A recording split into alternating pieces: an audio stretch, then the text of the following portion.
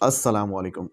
मैं आपका अपना होम्योपैथिक डॉक्टर हाफ़िज़ अकील साबर आज आपके सामने एक नई वीडियो के साथ हाज़िर हूँ। मेरी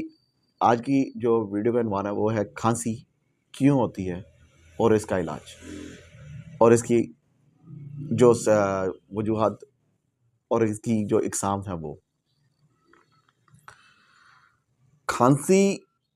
कोई बीमारी नहीं है। सबसे पहले तो मैं ये आपको बताता चलूँ कि खांसी जो है ना वो एक बीमारी नहीं है, बल्कि ये एक डिफेंस सिस्टम है, मैकेनिज़्म है, जो हमारे